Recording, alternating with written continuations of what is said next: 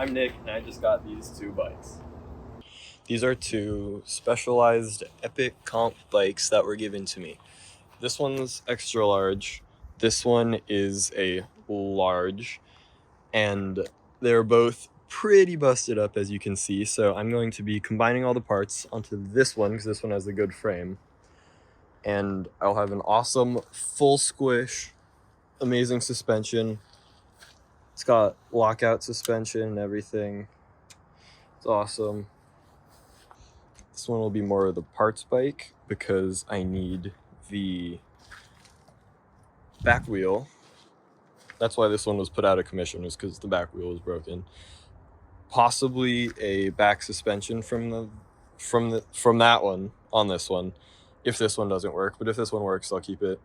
And once I test it out with the wheel on it from that one, I'll see if it needs a new rear derailleur because it's been sitting on it. It's probably very bent. I will also probably use the pedals, even though they're clip-on pedals, and I really don't like that. I just want normal pedals, and that's probably it. I'll use this on my current sort of daily driver bike that I'm going on a trip on and need more water bottle holders. I have another Specialized Hard Rock bike frame that I can use a lot of these on. Look at that carbon fiber. Crazy. I can use a lot of these parts on that, like the crank, everything. Brakes. This one does have mechanical disc brakes, while this one only has rim brakes, so obviously we're going with that. But this one even has like really good suspension stuff too. This one has, I think, upgraded suspension, so that's awesome. These are both sitting in an attic, and this one was a shop bike that was rode around in a shop and got broken on some ride. This one was owned by the Bike Slayer, who just rides his bikes into the ground before getting a new one. I don't know how, I don't even know, dude. That's why I'm not using this frame, even though it would probably be a better fit for me because I'm not that tall, but I'll be going with the extra large because that frame is just a lot better.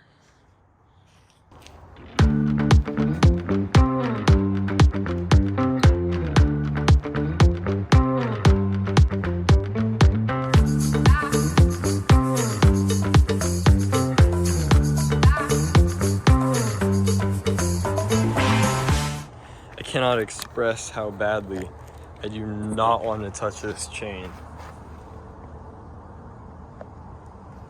Ew, dude. Yuck. I gotta touch it because I didn't shift the gears before I started taking off the wheel.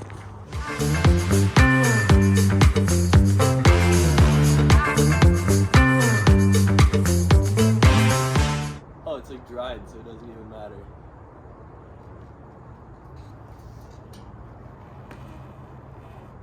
Never mind.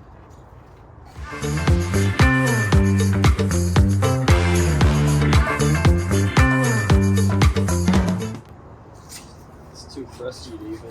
Ew. It's like embedded in the gunk. There we go.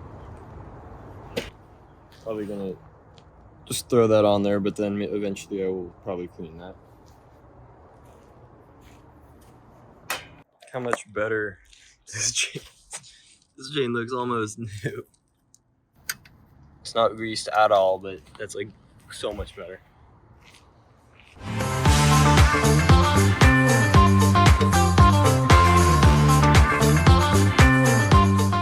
That derailleur looks bent. Dang.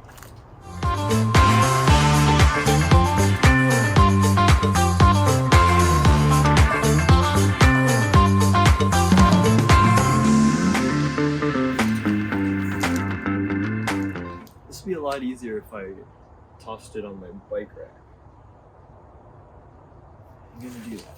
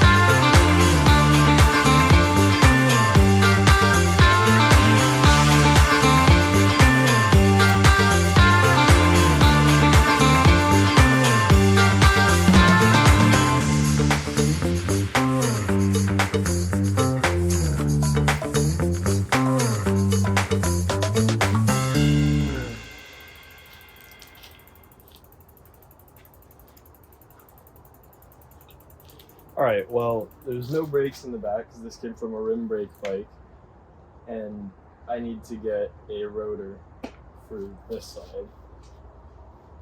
But at least the bike will stand up now. Wait, yeah, I don't want to be... Oh.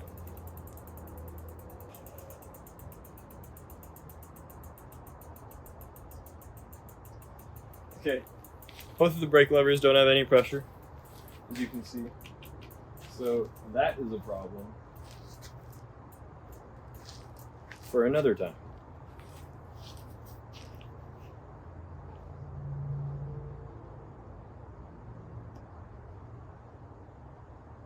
So now I'm going to try putting air in the tires and see if they hold. This is from the 2000s. If this holds after 20 years, that's going to be insane. Ooh, we got the Presto valves. That's how you know it's a good mountain bike. Just kidding, my personal bike doesn't even have Presto valves. We're going to go on the lower end with PSI.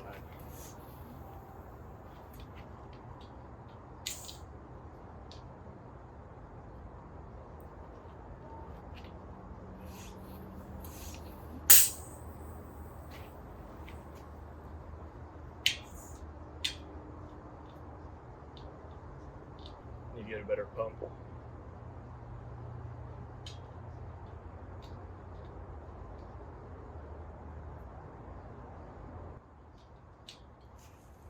Because my pump is terrible, we're going to grab a Presto to Schrader adapter. Ooh, and I have a nice rear reflector I can stick on here.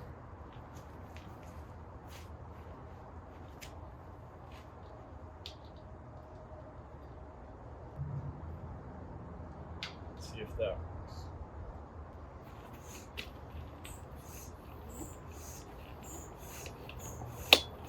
It does.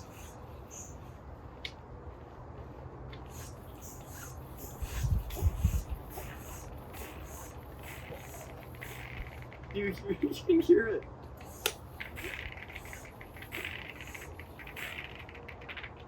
Cool.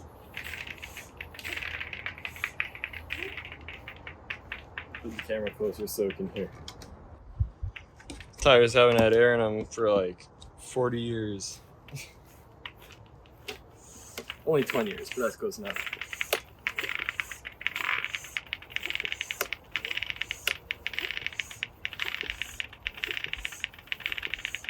Probably gonna go 45 PSI actually.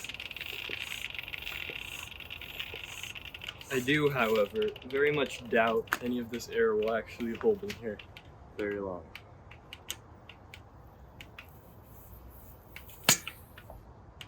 Fuck. Crap. Putting it a bit closer. Sometimes these can get wedged and then unscrew the valve core of a Presto valve. And that's not fun because it launches into the atmosphere. That's crazy. Here, okay. I don't hear any big leaks.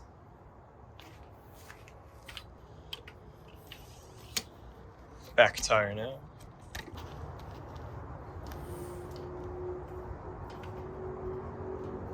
Gosh, yeah.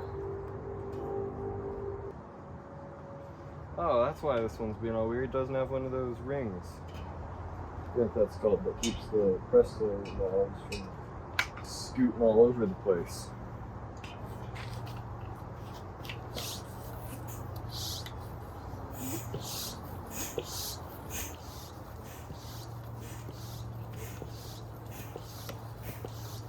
It's going up every time I pump it.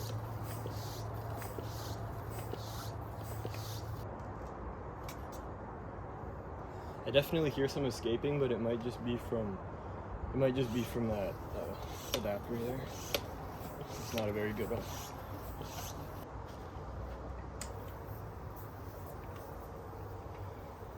No. It's losing all the air. Okay, now we're good. Yeah, it was from that adapter. And there you go. Let's take this baby for a spin. without brakes or pedals. This also gives me a chance to test out the suspension. This was my first time on a full squish mountain bike. Ooh, it's sticky.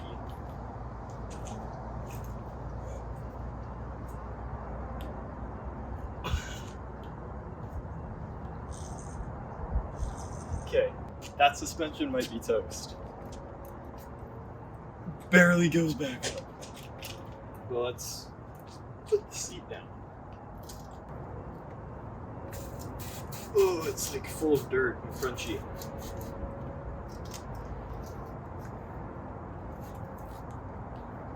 I'm gonna need to switch the other suspension, I think. But let's just try this.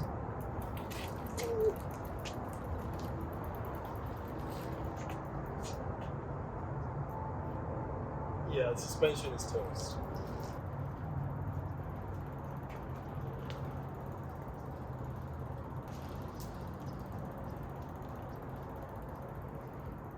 Check out the lockout suspension. Ooh. There's no brakes. Forgot there's no brakes. Let's try the lockout. Let's see if it works. So, oh, it does! Dude, that's so cool. I will now implement it. So